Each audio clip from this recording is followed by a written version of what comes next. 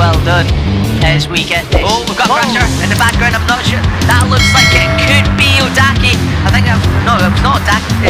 Yes, it's Puerta's the second, but the fast for third. It's chopping and changing. They're leaning on each other. Guido Pini chops across the front of Casey O'Gorman. No, he doesn't. Casey O'Gorman's leading on the Italian. Max Kiles might come under problem. Alvaro Carpi.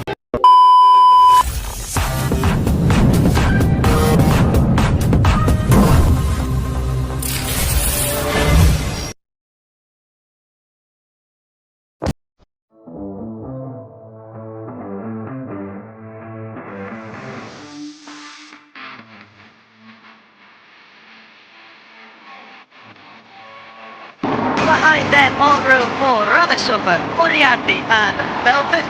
Row 5, Salmela. On row 7, Aditama, Rosenthal and Morosi on row 8. And behind them, Tienzi, Brown and Abruzzo, and on row 11, Pratama and Uchiubi. Carney's here today, the young Polish rider. So, we're about to get underway for 14 laps of JuniorGP action here in Motorland, Aragon. And it's lights out, and great start there from your pole setter. Milan Powell comes across, potentially just sitting behind his team at Cormac Buchanan, the Kiwi, from 4th on the grid up to 3rd. But once again, it's a whole shot for Brian Uriarte with Alvaro Carpi, Cormac Buchanan, and Daniel Charville from 8th on the grid, already up inside the top 4. Yeah, absolutely incredible from Charville. We can't take anything away from The that. morning, slip back in the afternoon, but Fernando Yambias on bike number 94, already up ahead of his teammate Casey O'Gorman. Yeah, just seeing that there was really well done as we get this. Oh, we've got pressure in the background. I'm not sure. That looks like it could be Odaki. I think, no, it was not Odaki. Yes, it's Puertasan. So Puertasan, such a shame. Puertasan, so we're going to see what happened here. Did he get caught up? Oh, he just lost the front all by himself. So lucky there was Arbi Aditama on the Astra Honda Racing Team machine not to be taken out by that one. So those, in particular, Carpe, who is, sorry, Cruces, was the only rider to have finished every race this season. It's that consistency that's really keeping him for the title as well. Yeah, he is indeed. Jesus Rios, another rider that's a little bit further back on the 54. He didn't come through Q1 either, so he's been married back in the pack. The 54 is all the way down in 13th, so he's making the number 19, who also came from 21st on the grid on the CF Moto Aspar Junior Team machine. He's well and truly inside this battle for so far on this lap. The sector number 1 has grown ever so slightly, so Alvaro Carpi, the number 80 away in the front. Well, Max Kiles fight back, not on this occasion. Now he's thinking about this Fernando Yambias. You can't ask this lot to work together, can you, Liam? Absolutely not. Absolutely desperate to get out ahead. And here comes Adrian competitors. Yeah, they are indeed. It's like a red rag to a bull. Adrian Cruces has had, of course, European Talent Cup already today. The tyre consumption is coming into play. However, if they want to think about laying a glove on Carpi, they will have to box clever here, as Casey O'Gorman and Rico Salmela, really good friends, these two, as we've seen in a documentary released by Red Bull, that they get on like a house on fire to those two. Really good friends, and they're now working together, and they're down 26th. So back at the front of this race, Alvaro Carpi leading the way, 1.3 seconds ahead of Guido Pini, with Max Kiles now taking up the charge, and Fernando Yambias. I thought I might have saw blue flash up, showing the tyre consumption of this race, with Alvaro Carpi leading from the front and trying to pull a bit of a gap. Are the riders behind him just keeping their powder dry for the time being, keeping their tyres in check?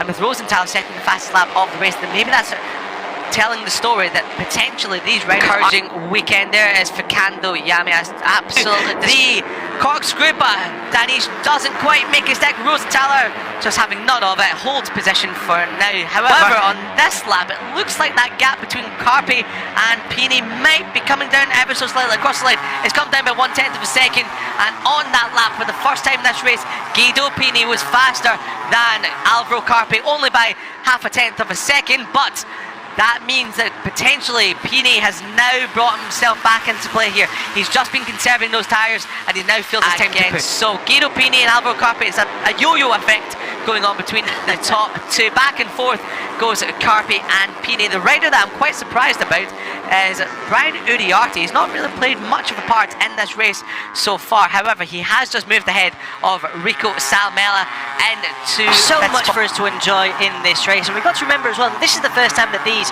young riders are seeing each other out on the dry in Motorland Aragon, and maybe for that reason they're being a little bit more cautious as we enjoy the final 7 laps here. Yeah, you're absolutely correct there, Connor. And on that previous lap, Guido Pini was 0.2 of a second faster than Alvaro Carpi, and the gap came down to 0.8 of a second through sector number 1.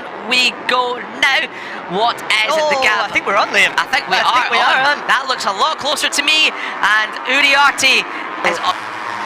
Yeah, I was just going to point out the Adrian Cruces steamroller seems to have stopped because he's been married back in 8th Salmela into 2nd spot. So Jacob Rosenthal having a great ride, as is Daniel Charil.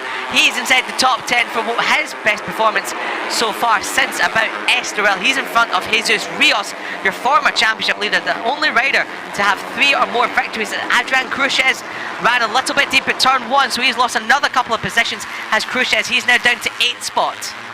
Yeah, Rios has been really good over the course of this campaign, but he's another rider that's very much all or nothing. I think we saw him win in the opening. Conditions are completely different, but you still need to be so technically gifted to go around it like that. Yeah, you do indeed. Further back, we're just seeing the Liquid Molly Husqvarna intact junior team riders coming to blows once again. Rosenthal and Rico Salmela swapping positions for 2nd and 7th again, as Casey O'Gorman, it looks like he's now starting to wind the wick up. Across the line we go. First time since about lap 2. So this group of 3 are slowly closing in on your race leader, your championship leader. I must remind you, he cannot win the championship here today, no matter what happens, because the finale in Valencia in about just over 1 month's time is about 0.8 to 1 second, as Gorman looking up the inside, but Pini later on the brakes into turn number 12. 3.5 laps to go. Alvaro Carpi still has this advantage, is already up to 1.1 seconds. So I think now is the moment. Keela is up the inside of his teammate Casey O'Gorman. It looks like we might just be focusing on this battle for second, and barring a mistake. So coming across the line, we'll check on the lap times this time round.